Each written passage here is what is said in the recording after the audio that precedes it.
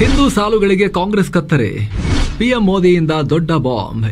ಏನಿದು ವಂದೇ ಮಾತರಂ ವಿವಾದ? ಸ್ನೇಹಿತರೆ, ನರೇಂದ್ರ ಮೋದಿ ಕಾಂಗ್ರೆಸ್ ಮೇಲೆ ದೊಡ್ಡ ಸ್ಫೋಟಕವನ್ನ ಹಾಕಿದ್ದಾರೆ. ಭಾರತದ ಪ್ರಧಾನಮಂತ್ರಿ ರಾಷ್ಟ್ರದ ಹಾಡು ನ್ಯಾಷನಲ್ ಸಾಂಗ್ ವಂದೇ ಮಾತರಂಗೆ 150 ವರ್ಷ ತುಂಬಿರೋ ಹೊತ್ತಲ್ಲಿ ಕಾಂಗ್ರೆಸ್ ಈ ಹಿಂದೆ ದೊಡ್ಡ ದ್ರೋಹ ಮಾಡಿದೆ ಅಂತ ಪಿಎಂ ಮೋದಿ ಆರೋಪ ಮಾಡಿದ್ದಾರೆ. 1937ನೇ ಇಸ್ವಿಯಲ್ಲಿ ಸ್ವಾತಂತ್ರ್ಯ ಬರೋಕ್ಕಿಂತ 10 ವರ್ಷ ಮುಂಚೆನೆ ವಂದೇ ಮಾತರಂ ಗೀತೆಯ ಮುಖ್ಯ ಸಾಲುಗಳನ್ನೇ ಬೇಕು ಅಂತಲೇ ಕತ್ತರಿಸಿ ತೆಗೆದ್ರು ಅಂತ ಮೋದಿ ಆರೋಪಿಸಿದ್ದಾರೆ. ಅಲ್ಲದೆ ಇದರಿಂದಲೇ ಭಾರತ ಪಾಕ್ ವಿಭಜನೆಯ ಮನಸ್ಥಿತಿ ಜನ್ಮ ತಾಳ್ತು ಅಂತ ಬಿಜೆಪಿ ಆರೋಪಿಸಿದೆ. ವಂದೇ ಮಾತರಂನ ಎಲ್ಲ ಚರಣಗಳನ್ನ ಮೋದಿ ಹಾಡಿದ್ದಾರೆ.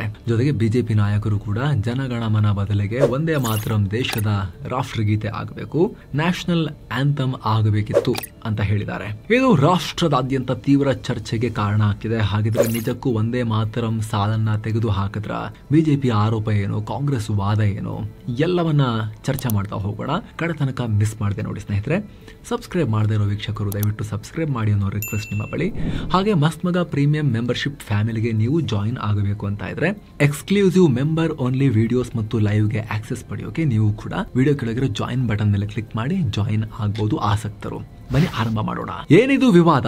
ಸ್ನೇಹಿತರೆ, ಇತ್ತೀಚೆಗೆ ಪಿಎಂ ನರೇಂದ್ರ ಮೋದಿ ಪ್ರೋಗ್ರಾಂ ಒಂದರಲ್ಲಿ ಪಾಲ್ಗೊಂಡಿದ್ರು.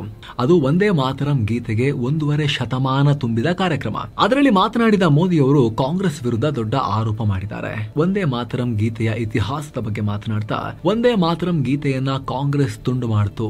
1937ರಲ್ಲಿ ಮಹತ್ವದ ಸಾಲುಗಳನ್ನ ಡ್ರಾಪ್ ಮಾಡಿದ್ರು. ಈ ಅನ್ಯಾಯ ಯಾಕೆ ಮಾಡಿದ್ರು ಗೊತ್ತಿಲ್ಲ. ಅದೇ ವಿಭಜಕ ಸಿದ್ಧಾಂತ ಇವತ್ತು ದೇಶಕ್ಕೆ ಚಾಲೆಂಜ್ ಆಗಿದೆ. ಅವತ್ತು ಕೂಡ ಇದು ಭಾರತವನ್ನ ಒಡೆಯೋಕೆ ಬೀಜ ಹಾಕ್ತು ಅಂತ ಹೇಳಿದ್ದಾರೆ.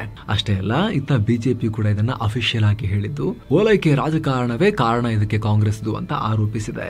ನೆಹರು ಬರೆದಿದ್ದಾರೆ ಅಂತ ಹೇಳಲಾಗ್ತಿರೋ ಪತ್ರವನ್ನ ಶೇರ್ ಮಾಡಿದೆ ಬಿಜೆಪಿ. ಅದರಲ್ಲಿ ನೆಹರು ವಂದೇ ಮಾತರಂ ಗೀತೆ ಮುಸ್ಲಿಮರನ್ನ ಕೆರಳಿಸೋ ಸಾಧ್ಯತೆ ಇದೆ, ಅಂದ್ರೆ ಇಂಗ್ಲಿಷ್ ನಲ್ಲಿ back ground of Vande Mataram is likely to irritate the Muslims ಅಂತ ಬರೆದಿದ್ರು ಅಂತ ಬಿಜೆಪಿ ಹೇಳಿದೆ. ಇದು ತೀವ್ರ ಪರ ವಿರುದ್ಧ ಚರ್ಚೆಗೆ ಕಾರಣ ಆಗಿದೆ. ಆದ್ರೆ ಕಾಂಗ್ರೆಸ್ ಇದಕ್ಕೆ ಪ್ರತಿಕ್ರಿಯೆ ಕೊಟ್ಟು ಮೋದಿ ಹೇಳ್ತಿರೋದು ಸರಿ ಇಲ್ಲ, ಅವ್ರು ಸಾರಿ ಕೇಳಬೇಕು ಅಂತ ಹೇಳಿದೆ. ಅಲ್ಲದೆ ಬಿಜೆಪಿ ಹಾಗೂ RSS ರಾಷ್ಟ್ರೀಯತೆಯ ರಕ್ಷಕರ ರೀತಿ ಮಾತನಾಡ್ತಾರೆ. ಆದ್ರೆ ಯಾವತ್ತೂ ಕೂಡ ತಮ್ಮ ಶಾಖೆಗಳಲ್ಲಿ RSS ನವರು ವಂದೇ ಮಾತರಂ ಜನಗಣಮನ ಹಾಡಲ್ಲ.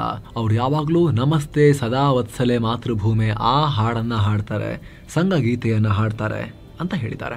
ಜೊತೆಗೆ ವಂದೇ ಮಾತರಂನ ಮೊದಲ 2 ಸ್ಟಾನ್ಸಾವನ್ನ ಆಯ್ಕೆ ಮಾಡೋದು ಕಾಂಗ್ರೆಸ್ ನಿರ್ಧಾರ ಆಗಿರಲಿಲ್ಲ. ಬದಲಾಗಿ ನೊಬೆಲ್ ಪುರಸ್ಕೃತ ರವೀಂದ್ರನಾಥ್ ಟಾಗೋರ್ ಅವರ ಆಯ್ಕೆನೇ ಆಗಿತ್ತು. ಅದು ಅವ್ರು ಮಾಡಿರೋದು, ನಮ್ದಲ್ಲ ಇದು.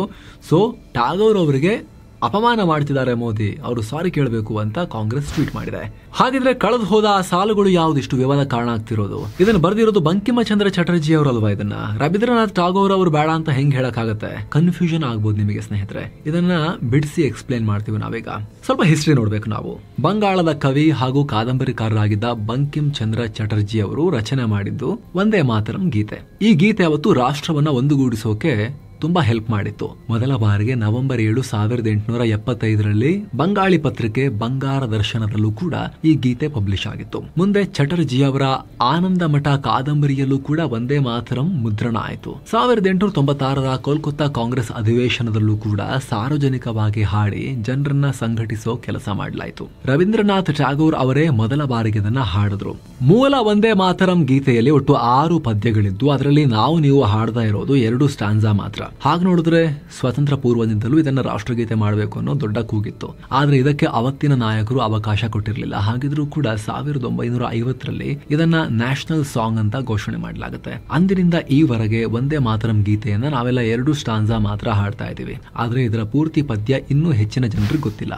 1937ರಲ್ಲಿ ಆಗಿದ್ದೇನೋ ಈ ಕಾಲಘಟ್ಟ ಇಂಪಾರ್ಟೆಂಟ್. 1937ರಲ್ಲಿ ಗೀತೆಯನ್ನ ಚೇಂಜ್ ಮಾಡಲಾಗುತ್ತೆ ಸ್ವಲ್ಪ.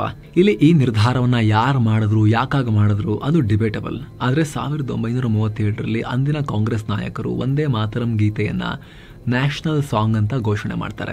ದೇಶವನ್ನ ಒಗ್ಗೂಡಿಸೋಕೆ ಬ್ರಿಟಿಷರ ವಿರುದ್ಧ ಇದನ್ನ ಬಳಸಬಹುದು ಅಂತ ಗೀತೆಯನ್ನ ಹಾಡ್ತಾರೆ. ಆದ್ರೆ ಟೈಮ್ ನಲ್ಲಿ ಎಲ್ಲವನ್ನ ಪೂರ್ತಿ ಹಾಡಲ್ಲ. ಅವರು ಅಫಿಷಿಯಲ್ ಆಗಿ ಬರೀ ಮೊದಲ 2 ಸ್ಟಾನ್ಸಾ ಮಾತ್ರ ಹಾಡೋಕೆ ತೀರ್ಮಾನವನ್ನ ಕೈಗೊಳ್ತಾರೆ. ಅವತ್ತು ಕಾಂಗ್ರೆಸ್ ಅಧ್ಯಕ್ಷರಾಗಿದ್ದು ನೆಹರು ಮತ್ತು ಕಾಂಗ್ರೆಸ್ ವರ್ಕಿಂಗ್ ಕಮಿಟಿಯ ಸದಸ್ಯರೆಲ್ಲ ಸೇರಿಕೊಂಡು ತೀರ್ಮಾನ ಮಾಡ್ತಾರೆ. ಆದ್ರೆ ಕಾಂಗ್ರೆಸ್ ಯಾಕೆ ಹೀಗೆ ಮಾಡ್ತು ಸ್ಪಷ್ಟ ಇಲ್ಲ. ಆದ್ರೆ ಬಿಜೆಪಿ ಮತ್ತು ಇತರ ಹಿಂದೂ ಪರ ಸಂಘಟನೆಗಳು ಇದಕ್ಕೆ ಅವರು ಒಂದು ವಾದವನ್ನ ಮುಂದಿಡ್ತಾರೆ. ಇದರಲ್ಲಿ ಮುಖ್ಯವಾಗಿ ಹಿಂದೂ ದೇವರ ಸಾಲುಗಳಿದ್ವು, ಅದಕ್ಕೆ ತೆಗೆದ್ರು ಅಂತ. ವಂದೇ ಮಾತರಂ ಗೀತೆಯಲ್ಲಿ ದುರ್ಗಾ, ಲಕ್ಷ್ಮಿ ಅನ್ನೋ ಹಿಂದೂ ದೇವತೆಗಳ ಹೆಸರು ಉಲ್ಲೇಖ ಇತ್ತು. ಅದಕ್ಕಾಗಿ ರಿಮೂವ್ ಮಾಡಿದ್ರು ಅನ್ನೋ ಆರೋಪ. ಯಾಕಂದ್ರೆ 5ನೇ ಸ್ಟಾಂಜಾದ ಮೊದಲ ಸಾಲಿನಲ್ಲಿ ಭಾರತ ಮಾತೆಯನ್ನ ದುರ್ಗೆಗೆ ಹೋಲಿಸಲಾಗಿತ್ತು. ತುಮಹಿ ದುರ್ಗಾ ದಶ ಪ್ರಹಾರ ಧಾರಿಣಿ, ಅಂದ್ರೆ ನೀನೇ ದುರ್ಗೆ ಅಂತ ಬಂಕಿಮಚಂದ್ರ ಚಟರ್ಜಿ ಅವರು ಮೂಲ ಒಂದೇ ಮಾತರಂನಲ್ಲಿ ಬರ್ತಿದ್ರು. ಏನೋ ಸ್ನೇಹಿತರೆ, ವರದಿಯಲ್ಲಿ ಮುಂದುವರಿಯುವ ಮುನ್ನ 7 ಸೈನ್ಸ್ ಟೂರಿಸಂ ಕಂಪನಿ ಅಂಡಮಾನ್ಗೆ ಟ್ರಿಪ್ ಅನ್ನ ಆಯೋಜನೆ ಮಾಡಿದೆ. ಆಫರ್ ಪ್ರೈಸ್ ಕೇವಲ 51,700 ರೂಪಾಯಿ ಮಾತ್ರ. ಅಂಡಮಾನ್ 4 ನೈಟ್ 5 ಡೇಸ್ ಟ್ರಿಪ್ ಇದು. ಈ ಪ್ಯಾಕೇಜ್ ನಲ್ಲಿ ಫ್ಲೈಟ್ ಟಿಕೆಟ್ಸ್, 3 ಸ್ಟಾರ್ ಹೋಟೆಲ್ ನಲ್ಲಿ stay, all meals, cellular jail, light and sound show, Havelock island tour, Baratang island tour, limestone cave, elephant beach tour, AC transport ವ್ಯವಸ್ಥೆ, private ferry tickets, 24/7 Kannada tour manager ಸೌಲಭ್ಯ ಎಲ್ಲ ಇರುತ್ತೆ. ಹೊರಡೋದಿನ 25 November 2025. ಕೆಲವೇ ಸೀಟುಗಳು ಲಭ್ಯ. ಆಸಕ್ತರು ಈ ನಂಬರ್ಗೆ ಕಾಲ್ ಮಾಡಿ ನಿಮ್ಮ ಸೀಟನ್ನ ಕೂಡ ಬುಕ್ ಮಾಡಿ. ಬನ್ನಿ ಈಗ ವರದಿಯಲ್ಲಿ ಮುಂದುವರಿಯೋಣ. ಸೊ ಈ ತರಹದ ಸಾಲುಗಳಿಗೆ ಕಾಂಗ್ರೆಸ್ ಮುಖಂಡರು, ಅದರಲ್ಲೂ ಕೂಡ ಕಾಂಗ್ರೆಸ್ ನಲ್ಲಿದ್ದ ಮುಸ್ಲಿಂ ಲೀಗ್ ಮುಖಂಡರು ವಿರೋಧಿಸಿದ್ರು ಅಂತ ಹೇಳ್ತಾರೆ. ಅದರಲ್ಲೂ ಕೂಡ ಮುಸ್ಲಿಂ ಲೀಗ್ ನ ಲೀಡರ್ ಆಗಿದ್ದ ಮಹಮ್ಮದ್ ಅಲಿ ಜಿನ್ನಾ ಅಂತೂ ಭಯಂಕರವಾಗಿ ವಿರೋಧಿಸ್ತಾರೆ ಇದನ್ನ. ಈ ವಿಚಾರವಾಗಿ ಒಂದೇ ಮಾತರಂ ವಿರೋಧಿಸಿ ನೆಹರುಗೆ ಪತ್ರ ಕೂಡ ಬರ್ತಿರ್ತಾರೆ. ಅಲ್ಲದೆ the new times of Lahore ಅನ್ನೋ ಪತ್ರಿಕೆಯಲ್ಲಿ ಲೇಖನ ಕೂಡ ಬರೆದು ಮೂಲ ಒಂದೇ ಮಾತರಮನ್ನ ಯಾವುದೇ ಕಾರಣಕ್ಕೂ ಭಾರತದಾದ್ಯಂತ ಇರೋ ಮುಸ್ಲಿಮರು ಒಪ್ಪಬೇಡಿ, ಹಾಡಬೇಡಿ, ಇದು ಮುಸ್ಲಿಂ ವಿರೋಧಿ ಗೀತೆ ಅಂತ ಕರೆ ಕೊಟ್ಟಿದ್ರು ಅವರು. ಈ ಗೀತೆ ರಾಷ್ಟ್ರೀಯವಾದಿ ಭಾವನೆಗಿಂತ ಧಾರ್ಮಿಕ ಅರ್ಥ ಕೊಡುತ್ತೆ ಅನ್ನೋದು ಅವ್ರ ವಾದ ಆಗಿರುತ್ತೆ. ಜೊತೆಗೆ ಒಂದೇ ಮಾತರಂ ಗೀತೆ ಇಸ್ಲಾಮಿಕ್ ಕಾನ್ಸೆಪ್ಟ್ ತೌಹೀದ್ ಅಂದ್ರೆ ಅಲ್ಲಾ ಒಬ್ಬರೇ ಪೂಜನೀಯ ಅಂತ ಹೇಳೋದರ ವಿರುದ್ಧವಾಗಿದೆ ಅಂತ ಕೂಡ ಹೇಳ್ತಾರೆ. ಹಾಗಾಗಿ ಮುಸ್ಲಿಂ ಲೀಗ್ ಒಂದೇ ಮಾತರಮನ್ನ ವಿರೋಧಿಸಿತ್ತು. ಅವತ್ತಿನ ಪತ್ರಿಕೆಗಳು ಕೂಡ ಇದನ್ನ ವರದಿ ಮಾಡಿವೆ. ಇದಾದ ನಂತರ ಕಾಂಗ್ರೆಸ್ ಕೂಡ ಇದನ್ನ 2 ಸ್ಟಾಂಜಾಗಳಿಗೆ ಮಾತ್ರ ಸೀಮಿತ ಮಾಡ್ತು. ದೇಶವನ್ನ ಸಂಘಟಿಸೋಕೆ ಹಿಂದೂ ಮುಸ್ಲಿಂ ಅನ್ನೋ ಭಾವನೆ ಬರದಿರಲಿ ಅನ್ನೋ ಕಾರಣಕ್ಕೆ ಜಿನ್ನಾಗೆ ಕೌಂಟರ್ ಕೊಡೋಕೆ ಗೀತೆಯ ಕೊನೆಯ 4 ಸ್ಟಾಂಜಾವನ್ನ ಕೈಬಿಟ್ಟು ಕೇವಲ ಮೊದಲ 2 ಸ್ಟಾಂಜಾಗಳನ್ನ ಮಾತ್ರ ಕಾಂಗ್ರೆಸ್ ಹಾಡೋಕೆ ಶುರು ಮಾಡ್ತು ಅಂತ ಹೇಳ್ತಾರೆ. ಆದ್ರೆ ಇಂದಿನ ಕಾಂಗ್ರೆಸ್ ಇಲ್ಲ, ಕಾಂಗ್ರೆಸ್ ಅದನ್ನ ಮಾಡಿದ್ದೇ ಅಲ್ಲ, ಅದು ರವೀಂದ್ರನಾಥ್ ಟ್ಯಾಗೋರ್ ಅವರ ನಿರ್ಧಾರ ಆಗಿತ್ತು. ಕಾಂಗ್ರೆಸ್ನ ಅಧಿವೇಶನದಲ್ಲಿ ಅವರು ಕೂಡ ಇದನ್ನ ಹಾಡಿದ್ರು. ಚಟರ್ಜಿ ಅವರು ಬರ್ತಿದ್ದು ಹೌದು, ಆದ್ರೆ ಆ ಸ್ಟ್ಯಾನ್ಜಾಗಳನ್ನ ಕೈ ಬಿಡೋಕೆ ರೆಕಮೆಂಡೇಶನ್ ಮಾಡಿದ್ದು ರವೀಂದ್ರನಾಥ್ ಟ್ಯಾಗೋರ್ ಅವರು ಅಂತ ಕಾಂಗ್ರೆಸ್ ಹೇಳಿದೆ. ಸ್ವಾತಂತ್ರ್ಯ ನಂತರ ಆಗಿದ್ದೇನೋ, ಈ ಒಂದೇ ಮಾತರಂ ಕತ್ತರಿಸಿದ್ದಕ್ಕೆ ಅವತ್ತಿನಿಂದಲೂ ಒಂದು ಅಸಮಾಧಾನ ಇತ್ತು. ಆದ್ರೆ ಇದಾದ ನಂತರ ಅಲ್ಲಿ ಇನ್ನೊಂದು ವಿವಾದ ಶುರುವಾಯಿತು. ಒಂದೇ ಮಾತರಂ ಗೀತೆಯನ್ನ ರಾಷ್ಟ್ರಗೀತೆ ಮಾಡಬೇಕು ಅನ್ನೋ ಕೂಗು ಬಂತು. ಆದ್ರೆ ಅವತ್ತಿನ ಸರ್ಕಾರ ಕೇಳಲಿಲ್ಲ. ಅದರ ಬದಲಿಗೆ ಜನಗಣಮನವನ್ನ ರಾಷ್ಟ್ರಗೀತೆ ಮಾಡಿದ್ರು. ಹಾಗೆ ನೋಡಿದ್ರೆ ಇವತ್ತಿಗೂ ಈ ಕುರಿತ ವಿವಾದ ಇದೆ. ಮೊನ್ನೆಯಷ್ಟೇ ಮಾಜಿ ಸ್ಪೀಕರ್ ಹಾಗೂ ಸಂಸದ ವಿಶ್ವೇಶ್ವರ ಹೆಗಡೆ ಕಾಗೇರಿ ಅವರು ಮಾತನಾಡಿ ಈಗ ಒಂದೇ ಮಾತರಂ ಗೀತೆಗೆ ಪ್ರಾಮುಖ್ಯತೆ ಹೆಚ್ಚಿಸುವ ಅವಶ್ಯಕತೆ ಇದೆ. ಜನಗಣಮನವನ್ನ ಬ್ರಿಟಿಷ್ ಅಧಿಕಾರಿಗಳನ್ನ ಸ್ವಾಗತಿಸೋಕೆ ಬರ್ತಿದ್ದು ಅಂತ ಹೇಳಿದ್ರು.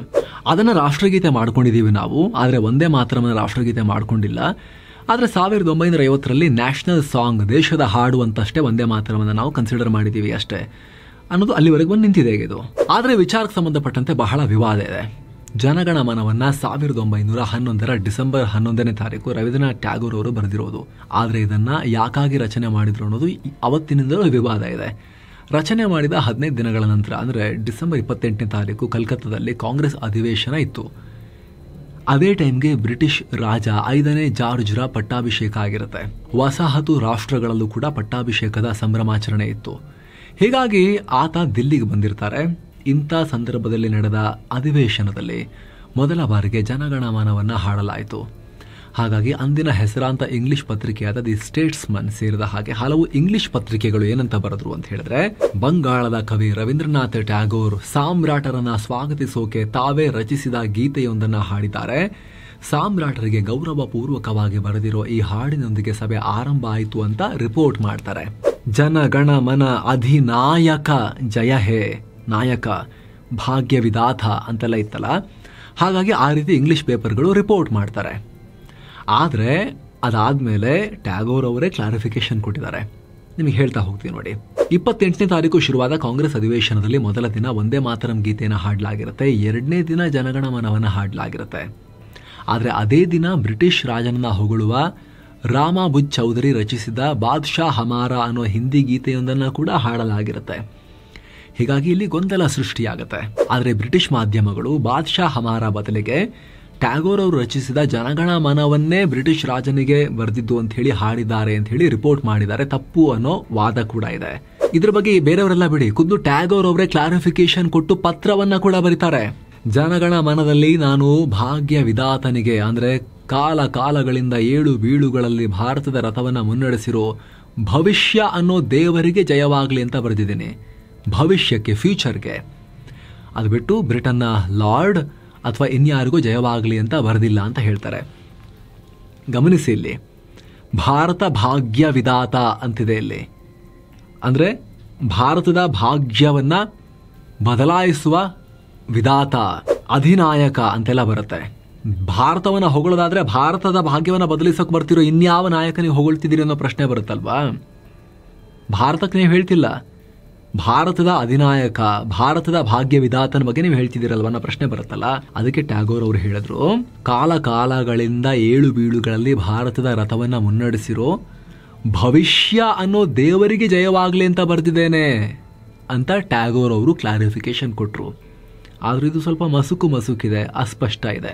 ಅದೇನೇ ಇದ್ರೂ ಕೂಡ ಅದಾದ ನಂತರ ಜನಗಣಮನ ಗೀತೆಯನ್ನ ಜನವರಿ 24, 1950ರಲ್ಲಿ ಸಂವಿಧಾನ ರಚನಾ ಸಭೆ ಭಾರತದ ರಾಷ್ಟ್ರಗೀತೆಯಾಗಿ ಅಳವಡಿಸಿಕೊಳ್ತು. ಮೂಲವಾಗಿ 5 ಚರಣದಲ್ಲಿ ಬಂಗಾಳಿ ಭಾಷೆಯಲ್ಲಿ ಬರೆದಿದ್ದ ಭಾರತೋ ಭಾಗ್ಯೋ ವಿಧಾತ ಅನ್ನೋ ಹಾಡಿನ ಮೊದಲ ಚರಣವನ್ನ ಟ್ಯಾಗೋರ್ ಅವರು ಸಂಸ್ಕೃತ ಮಿಶ್ರಣ ಬಂಗಾಳಿ ಭಾಷೆಯಲ್ಲಿ ಬರೆದಿದ್ದಾರೆ. ಅದನ್ನು ರಾಷ್ಟ್ರಗೀತೆಯಾಗಿ ಸಂವಿಧಾನ ರಚನಾ ಸಭೆ ಒಪ್ಕೊಳ್ಳುತ್ತೆ. ಆವತ್ತಿನಿಂದಲೂ ಒಂದಿಲ್ಲೊಂದು ವಿವಾದ ರಾಷ್ಟ್ರಗೀತೆ ಸುತ್ತ ಸುಳಿತಾನೇ ಇದೆ. ಡೆಮೋಕ್ರಸಿ ಅಂದಮೇಲೆ ಈ ಥರದೆಲ್ಲ ಇದ್ದೇ ಇರುತ್ತೆ. ಸೊ ಈ ಡೆಮೋಕ್ರಸಿಯಲ್ಲಿ ನಿಮ್ಮ ಡೆಮೋಕ್ರೆಟಿಕ್ ಒಪಿನಿಯನ್ ಏನು ಅದನ್ನು ನೀವು ಕೂಡ ಕಾಮೆಂಟ್ ಮಾಡಿ ತಿಳಿಸಬಹುದು. ನಿಮ್ಮ ವಿಮರ್ಶೆಯನ್ನು ಕೂಡ ಹಾಕಬಹುದು ನೀವು ಕಾಮೆಂಟ್ ಸೆಕ್ಷನ್ನಲ್ಲಿ. ಥ್ಯಾಂಕ್ ಯು ಸೋ ಮಚ್ ಸ್ನೇಹಿತರೆ. ಮತ್ತೆ ಭೇಟಿ ಆಗ್ತಿರೋಣ. ಆಗಲೇ ಹೇಳಿದ ಮಸ್ತ್ಮಗ ಪ್ರೀಮಿಯಂ ಮೆಂಬರ್ಶಿಪ್ ಫ್ಯಾಮಿಲಿಗೆ ಜಾಯ್ನ್ ಆಗೋಕೆ ಆಸಕ್ತಿ ಇರೋರು ವಿಡಿಯೋ ಕೆಳಗಿರೋ ಜಾಯಿನ್ ಬಟನ್ ಅನ್ನು ಯೂಸ್ ಮಾಡಿ ಜಾಯ್ನ್ ಆಗ್ಬೋದು. ಮತ್ತೆ ಭೇಟಿ ಆಗ್ತಿರೋಣ. ನಮಸ್ತೆ.